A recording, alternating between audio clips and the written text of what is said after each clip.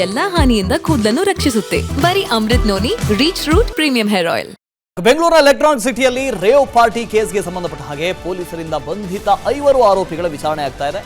ಇನ್ನೂ ಹಲವು ಕಡೆ ರೇವ್ ಪಾರ್ಟಿ ಮಾಡಿರುವ ಬಗ್ಗೆ ಮಾಹಿತಿ ಸಿಕ್ಕಿದೆ. ಎಲ್ಲೆಲ್ಲಿ ಮಾಡಿದ್ದಾರೆ ಗೊತ್ತಿಲ್ಲ. ಇದೇ ಮೊದಲಲ್ಲ, ಪದೇ ಪದೇ ಅದನ್ನೇ ಹೇಳ್ತಾ ಇದ್ವಿ, ಇದು ಮೊದಲಲ್ಲ. ಸಿಕ್ಕಾಕೊಂಡಿರೋದು ಮೊದಲಾಗಿರ್ಬೋದು ಬಹಳ ವರ್ಷಗಳ ನಂತರ, ಆದರೆ ರೇವ್ ಪಾರ್ಟಿ ಆಗಿರೋದು ಮೊದಲಲ್ಲ.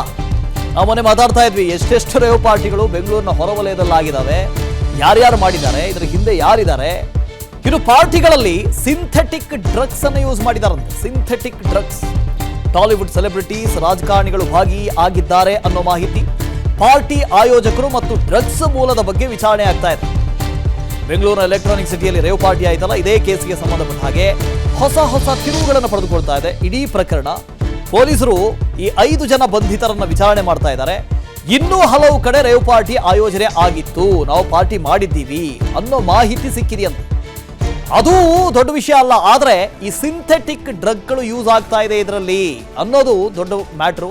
ಪಾರ್ಟಿಗಳಲ್ಲಿ ನೃತ್ಯ ಆಗಿತ್ತು, ಮ್ಯೂಸಿಕ್ ಆಗಿತ್ತು, ಒಂದು ಕಡೆಯಿಂದ ಡ್ರಗ್ಗು, ಕೆಲವು ಕಡೆ ರೇವ್ ಪಾರ್ಟಿಯಲ್ಲಿ ಲೈಂಗಿಕತೆಯೂ ಒಳಗೊಂಡಿತ್ತಂತೆ. ರೇವ್ ಪಾರ್ಟಿಗಳಲ್ಲಿ ಚಿಲ್ ರೂಮ್ಗಳು ಅಂತಲೂ ಮಾಡಿರ್ತಾರಂತೆ, ಗೊತ್ತಿಲ್ಲ ನಾವು, ಚಿಲ್ ರೂಮ್ಗಳು ಅಂತ ಇರ್ತವೆ.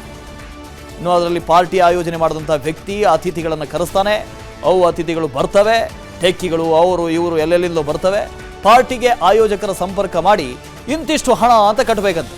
ನೋಡಿ, ನೀವು ಪಾರ್ಟಿ ಬರಬೇಕು ಅಂತಾದರೆ ಎಂಟ್ರಿ ಫೀಸ್ ಇರುತ್ತೇನಪ್ಪ.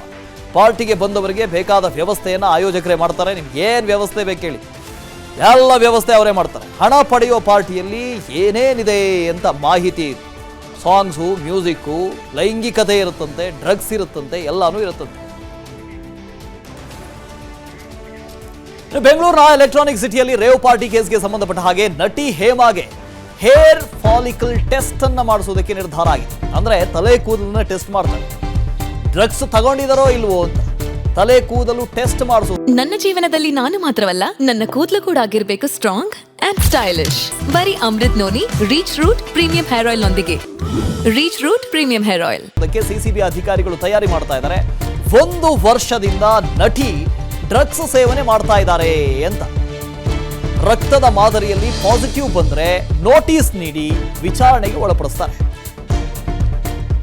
ಅಂದ್ರೆ ಅವರು ಎಷ್ಟು ವರ್ಷಗಳಿಂದ ಡ್ರಗ್ ತಗೊಳ್ತಾ ಇದ್ದಾರೆ, ನಿಜಕ್ಕೂ ಡ್ರಗ್ಸ್ ತಗೊಳ್ತಾ ಇದ್ದಾರಾ ನೋಡಿ. ರಕ್ತದ ಮಾದರಿಯಲ್ಲಿ ಸಿಗದೆ ಹೋದ್ರೂ ಕೂಡ ಹೇರ್ ಫಾಲಿಕಲ್ ಟೆಸ್ಟ್ ಅಂತ ಮಾಡ್ತಾರಲ್ಲ, ತಲೆ ಕೂದಲಿನ ಟೆಸ್ಟ್ ಮಾಡ್ತಾರೆ. ಅದರಲ್ಲಿ ಇವರು ಡ್ರಗ್ ಅಡಿಕ್ಟ್ ಹೌದೋ ಅಲ್ವೋ, ಡ್ರಗ್ ಕನ್ಸ್ಯೂಮ್ ಮಾಡಿದಾರೋ ಇಲ್ವೋ ಅನ್ನೋದು ಗೊತ್ತಾಗುತ್ತೆ. ಇದು ಯಾವುದು ಮ್ಯಾಟರ್ ಅಲ್ಲ. ನನಗೆ ಇಲ್ಲಿ ಭಯ ಆಗ್ತಾ ಇರೋದು ಸಿಂಥೆಟಿಕ್ ಡ್ರಗ್ಗಳನ್ನು ಯೂಸ್ ಮಾಡ್ತಾ ಇದ್ದಾರೆ ಅಂತ.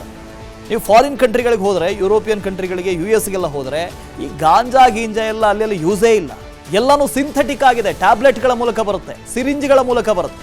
ಈ ಸಿಂಥೆಟಿಕ್ ಡ್ರಗ್ಗಳನ್ನು ಕೂಡ ಇಲ್ಲಿ ಯೂಸ್ ಮಾಡ್ತಾ ಇದ್ದಾರೆ ಅನ್ನೋದೇ ಬಹಳ ಭಯ ಪಡಿಸುವಂಥ ಸಂಗತಿ.